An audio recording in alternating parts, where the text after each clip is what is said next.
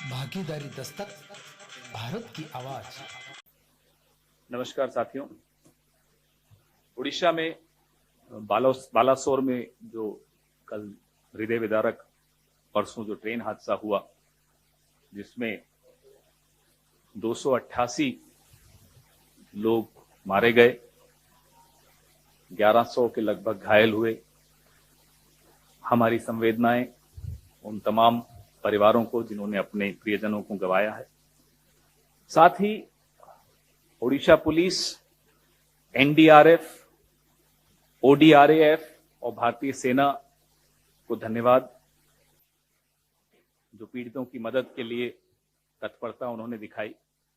और ओडिशा के लोगों की जो मानवीय छवि देखने को कल मिली, वो इस देश की मानवीय छवि है।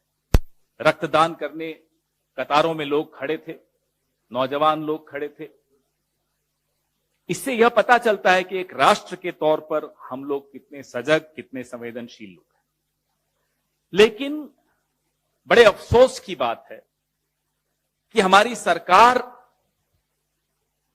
उतनी संवेदनशील नहीं दिखती। प्रधानमंत्री जी,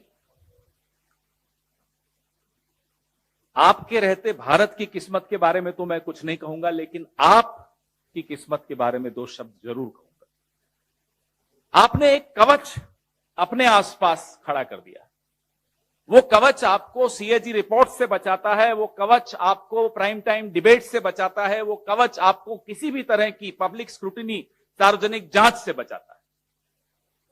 वो कवच देश की सीमाओं को नहीं बचाता, वो कवच ऑक्सीजन के लिए मारे मारे फिर रहे लोगों को नहीं बचाता, वो कवच रेल यात्रियों को नहीं बचाता, वो कवच सिर्फ और सिर्फ आपकी छवि को बचाता है। ऐसा कवच किसी सरकार को, किसी प्रधानमंत्री को कभी नहीं मिला। काश ये कवच रेल यात्रियों को भी मिलता। एक जमाना था जब लाल बहादुर शास्त्री जी जैसे लोग थे जिन्होंने इस्तीफा दिया, माधवराव सिंधिया जी ने इस्तीफा दिया एक रेल हादसे पर, नीतीश कुमार जी ने इस्तीफा दिया एक रेल हादसे पर। इस्तीफे का अर्थ क्या होता है? इस्तीफे का अर्थ होता है नैतिक जिम्मेदारी लेना। ना जिम्मेदारी दिखती है, ना नैतिकता दिखती है। आपको क्या उम्मीद है यहां से कोई इस्तीफा आएगा? हमें तो यह नहीं समझ में आ रहा हम इस्तीफा मांगे किससे। वो व्यक्ति जो एक छोटे से रेलवे स्टेशन की भी हरी झंडी दिखा के उद्घाटन करते हुए दिखता है, वो, या वो जो कल सुबह से अपनी पब्लिसिटी में लगे हुए हों, टोपी पहन के कैमरा लेकर घूम रहे हों, किसका इस्तीफा मांगे हम? प्रधानमंत्री, हम आप पर छोड़ते हैं, आप किसका इस्तीफा लेना चाहते हो। लेकिन ये देश उम्मीद करता है कि जिस तरह से लाल बहादुर शास्त्री जी ने, जिस तरह से नीतीश कुमार जी ने, जिस तरह से माधवराव जी सिंधिया ने इस्तीफा दिया था, आप भी अपने रेल मंत्री से इस्तीफा लेंगे। सीएजी रिपोर्ट आपके सामने है, पार्लियामेंट की स्टैंडिंग कमेटी की रिपोर्ट मेरे साथी, मेरे सहयोगी शक्ति सिंह गोहिल साहब के पास है, इस पर वो चर्चा करेंगे। सीएजी की रिपोर्ट बड़े स्पष्ट तौर पे बताती है कि 2017 से 21 के बीच में डिरेलमेंट, यानी ट्रेन के पटरी से नीचे उतर जाने की वजह से 1127 हादसे, 1127 derailments between the year 2017 and 21। By the way, ये सीएजी रिपोर्ट वही है जिसको आधार बनाकर आप लोग भी किसी जमाने में प्राइम टाइम डिबेट्स करते थे और यूपीए की सरकार के मंत्रियों से इस्तीफे मांगते थे। तब वो कवच नहीं होता था जो आज प्रधानमंत्री को कवच मिला हुआ है, आप सबकी तरफ से भी मिला हुआ है। मोदी सरकार का जो ट्रैक रिन्यूअल का बजट है, ये सीएजी रिपोर्ट भी हम आपको प्रेस रिलीज के मार्फत सर्कुलेट करेंगे। शायद आपके टेबलों पर आपके संपादकों ने नहीं भेजी होगी, या संपादकों की टेबलों पे उनके मालिकों ने नहीं भेजी होगी, मैं आपको जरूर भेजूंगा। ट्रैक रिन्यूअल का बजट हर साल कम होता जा रहा है और जो बजट है उसका यूटिलाइजेशन नहीं हो रहा।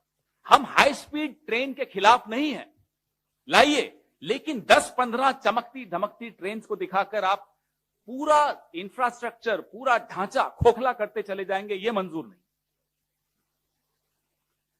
सवाल आपकी विजन, आपकी सोच, आपकी नीयत पर है।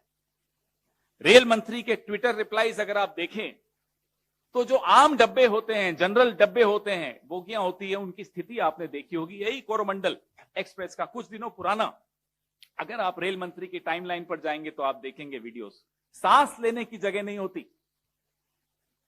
यह है असलियत। आप वंदे भारत की 5-6 वो दिखा दिखाकर क्या बताना चाहते हैं कि पूरी भारतीय रेल ऐसी चल रही है? 70 साल अलग अलग सरकारों ने भारतीय रेल को एक भरोसे की सवारी बनाया था। आप मित्रजाल में फंसकर आम नागरिक की चिंता छोड़कर सिर्फ और सिर्फ चमकती धमकती पीआर के ऊपर के चक्कर में पड़ गए। खुद रेलवे मंत्रालय की रिपोर्ट बताती है कि रेल विभाग में 3,12,000 भर्तियां खाली पड़ी। रेल का बजट आपने खत्म कर दिया, भर्तियां आप भर नहीं पा रहे। हमारा इतिहास तो देख लीजिए, उससे तो सीख लीजिए कि कैसे जिम्मेदारी लेते थे, कैसे नैतिकता थी। लेकिन अब आपको एक नीति छोड़नी पड़े, प्राण जाए पर पीआर न जाए, यह नीति छोड़नी पड़े। अभी 9 फरवरी को शक्ति भाई और मैं अभी चर्चा ही कर रहे थे, 9 फरवरी को यह एक आंतरिक रिपोर्ट है जो ऐसा ही हादसा होते होते बचा, उसके पश्चात की रिपोर्ट है। ये रिपोर्ट भी मैं आपको सर्कुलेट कर रहा हूं, हस्ताक्षर हैं इस पे साउथ वेस्टर्न रेलवे के एजीएम के, principal chief operations manager South Western Railway, जब वो बता रहे हैं कि ये सिग्नलिंग जो इंटरलॉकिंग सिस्टम है इसमें खोट है, अगर जल्दी ही इस खोट को दूर नहीं किया जाए तो इस तरह के हादसे होते रहेंगे।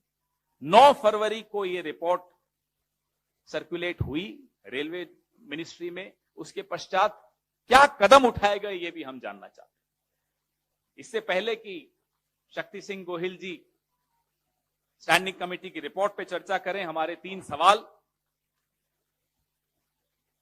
क्या प्रधानमंत्री जी इस सदी के सबसे भयावह रेल दुर्घटना की जिम्मेदारी लेंगे?